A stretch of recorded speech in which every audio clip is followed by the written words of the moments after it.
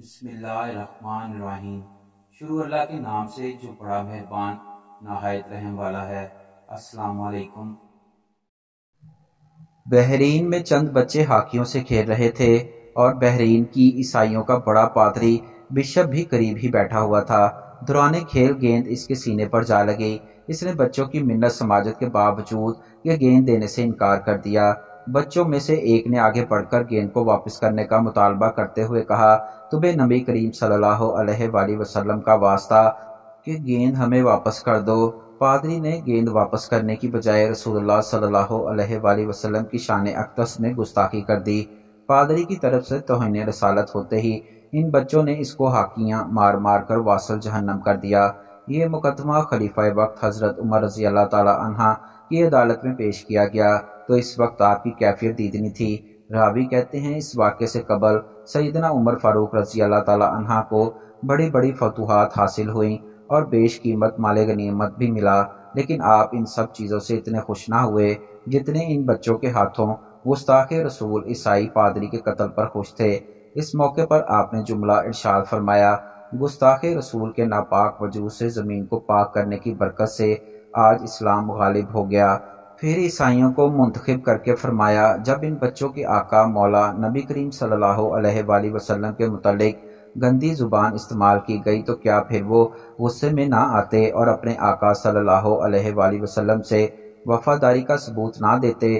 اس کے بعد عمر فاروق رضی اللہ تعالی عنہ نے گستاخ پادری کے قتل کو درست قرار دیتے ہوئے بچوں کے حق میں فیصلہ صادر کیا اور فرمایا، سنو، اس گستاخ عیسائی پادری کے خون کی کوئی قیمت نہیں۔ ایک بادشاہ نے اعلان کر رکھا تھا کہ جو اچھی بات کہے گا اس کو 400 دینار سونے کے سکے دیے جائیں گے۔ ایک دن بادشاہ رعایا کی دیکھ بھال کرنے کے لیے نکلا۔ اس نے دیکھا کہ ایک 90 سال کی بوڑھی عورت زیتون کے پودے لگا رہی ہے۔ بادشاہ نے کہا، تم 5-10 سال میں مر جاؤ گی اور یہ زیتون 20 سال بعد پھل دے گا، اتنی مشقت کرنے کا کیا فائدہ؟ عورت نے جواب میں کہا، جو ہم نے پھل کھائے وہ ہمارے بڑوں نے لگائے تھے اور جو ہم لگا رہے ہیں وہ ہماری اولاد کھائے گی۔ بادشاہ کو اس بڑی عورت کی بات پسند آئی۔ اس نے حکم دیا کہ اس کو 400 دینار دے دیے جائیں۔ جب وہ بوڑھی عورت کو دینار دینے لگے وہ مسکرانے لگی۔ بادشاہ نے پوچھا، کیوں مسکرا رہی ہو؟ بوڑھی عورت نے کہا کہ زیتون کے درختوں نے 20 سال بعد پھل دینا تھا، جبکہ مجھے میرا پھل آج ہی مل گیا ہے۔ بادشاہ کو اس کی یہ بات بہت اچھی لگی اور حکم دیا کہ اس کو مزید 400 دینار دے دیے جائیں۔ جب اس عورت کو مزید 400 دینار دے دیے گئے تو وہ پھر مسکرانے لگی۔ بادشاہ نے پوچھا، اب کیوں مسکرا رہی ہو؟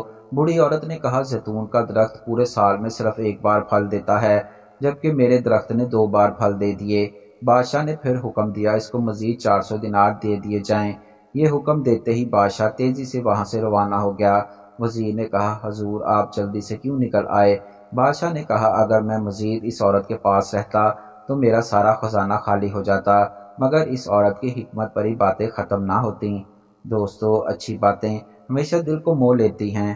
نرم رویہ دشمن کو دوست بنا لیتا ہے۔ حکمت بھرا جملہ بادشاہوں کو بھی قریب لے آتا ہے۔ اچھی بات دنیا میں دوست بڑھاتی ہے اور دشمن کم کرتی ہے۔ اسی لیے ہمیں چاہیے ہمیشہ حکمت والی بات سچائی کے ساتھ ہی کی جائے۔ مرد کی پسلی سے عورت کو بنا کے اللہ تعالیٰ نے مرد کو اپنی اس حکمت کا اشارہ دیا کہ میں نے عورت کی تخلیق فرشتوں کی لائی مٹی سے نہیں کی، میں نے اسے تمہارے جسم کے حصے سے اس لیے نکالا کہ عورت کا تقدس اور پردہ قائم رہے۔ فرشتوں کو بھی خبر نہ ہونے پائی عورت کی تخلیق ہوئی۔ یعنی عورت کی تخلیق دیکھیں تو فرشتوں سے بھی اس کی بناوٹ کا پردہ لازمی قرار دیا گیا، اور پہلی عورت اس مرد کی پسلی سے نکلی جس کی وہ منقوہہ کہلائی۔ عورت پسلی ہی سے کیوں نکلی؟ کیا ٹیڑھا پن وہیں سے ملا؟ نہیں، یہاں بھی حکمت سے خالی بات نہیں ہے۔ انسانی جسم میں دل اور بہت سے نازک حصے پسلی کے پیچھے چھپے ہوئے ہیں۔ اماں حوا کو فرشتوں نے حضرت آدم علیہ السلام کی پسلیاں کاٹ کر نکالا تھا اور ان پسلیوں کو دوبارہ وہیں پر سی دیا گیا تھا۔ حضرت آدم علیہ السلام کو پتہ نہیں تھا کیونکہ وہ نیند میں تھے۔ یعنی پسلی ایک جال ہے ان نازک حصوں کے لیے، تو اللہ پاک نے عورت کو پسلی سے نکال کے یہ نہیں بتایا کہ عورت میں ٹیڑھا پن ہے، بلکہ اس عورت کو پسلی کی تخلیق کہہ کے یہ بات سمجھا دی کہ عورت وقت پڑنے پر ڈھال بھی بن سکتی ہے۔